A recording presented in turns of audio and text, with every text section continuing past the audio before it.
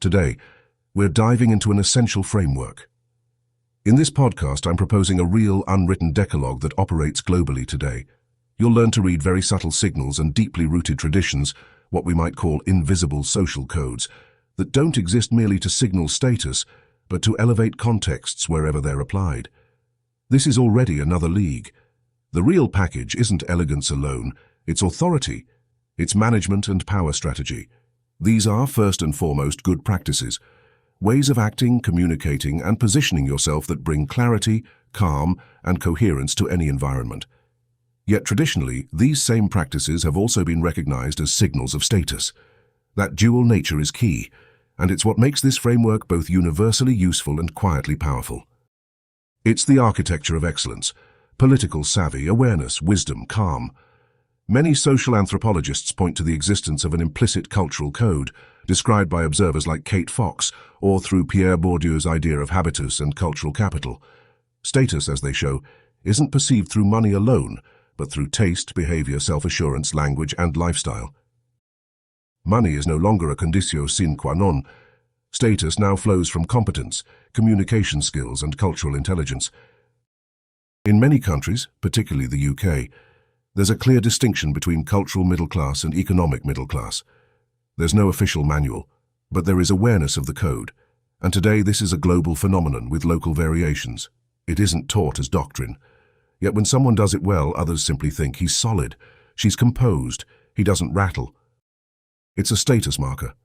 In certain professional environments, elite consulting, banking, law, diplomacy, politics, the military, and even elite cinema and theatre, when someone embodies this style, others immediately recognize it. It's a shared code, and what defines it isn't display but restraint. Not reacting, not over-explaining yourself, not showing insecurity, not asking for validation, not dramatizing.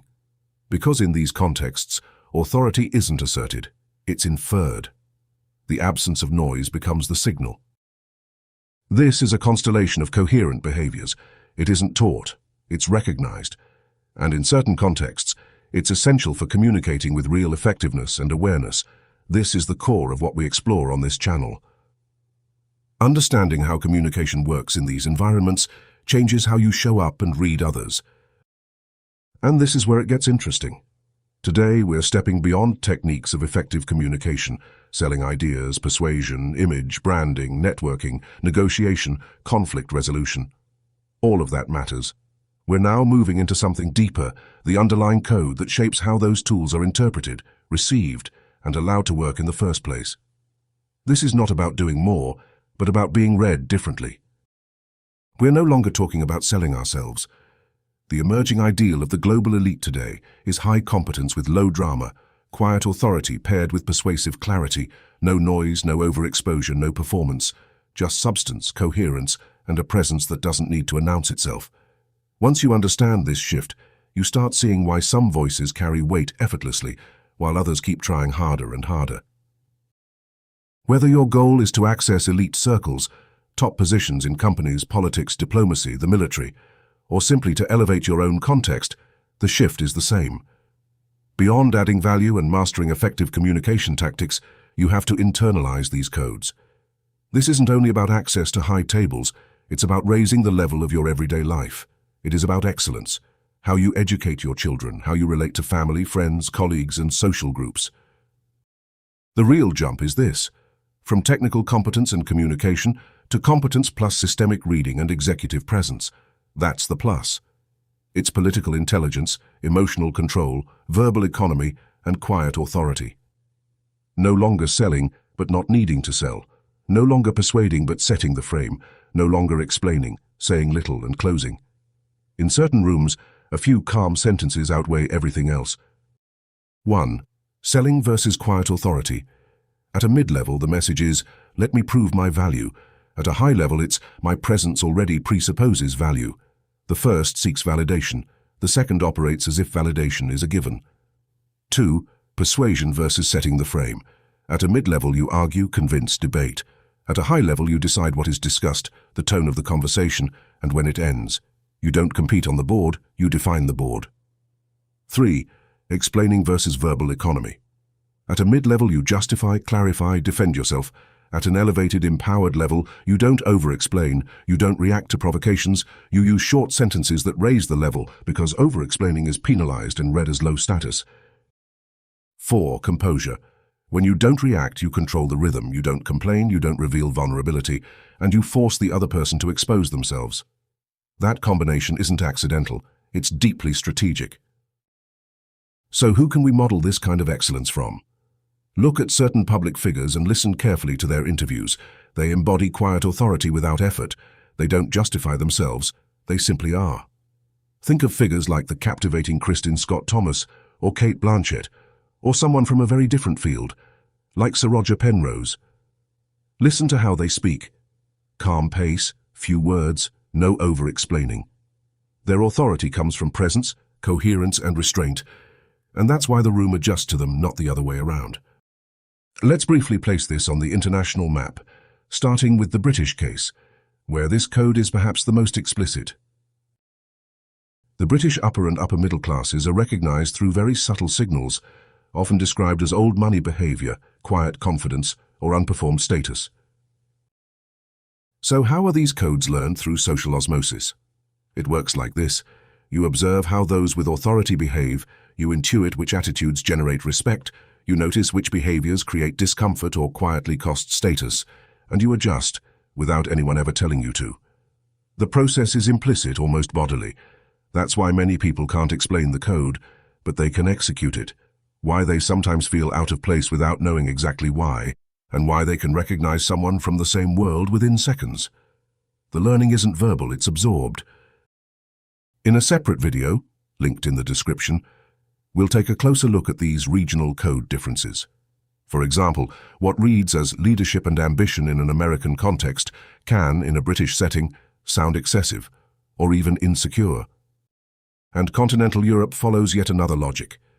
Then a new global elite profile is taking shape, someone who combines American persuasive capacity, British social calm, European cultural capital, and German-style professional competence. We'll go much deeper into this in a separate video.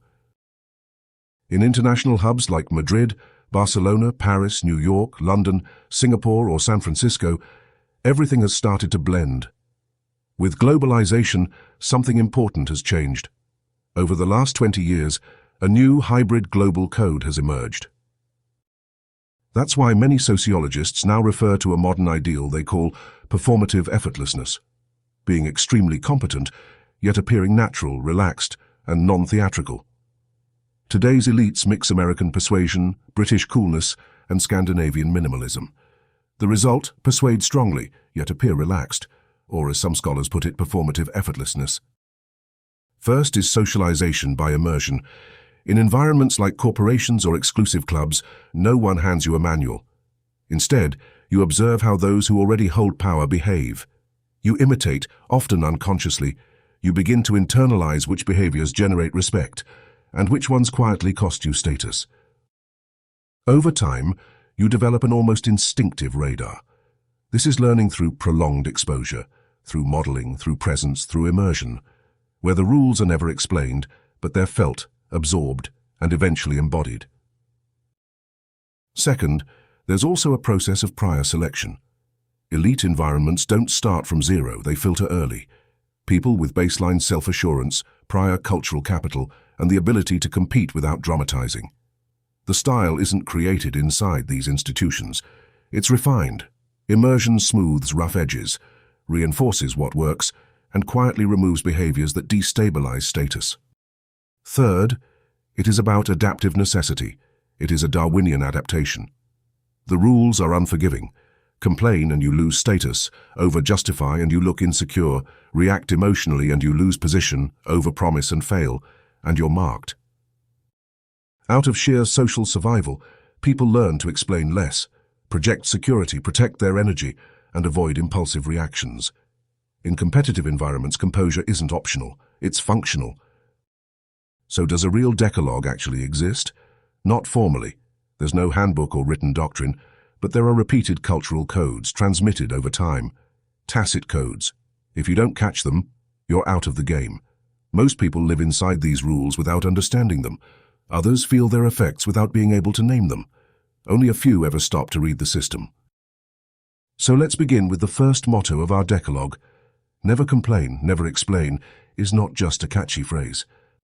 It's commonly attributed to Benjamin Disraeli and later absorbed into British aristocratic and royal culture, famously embodied by Queen Elizabeth II.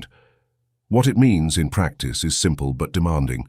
Don't justify yourself, don't react emotionally, don't enter public controversy.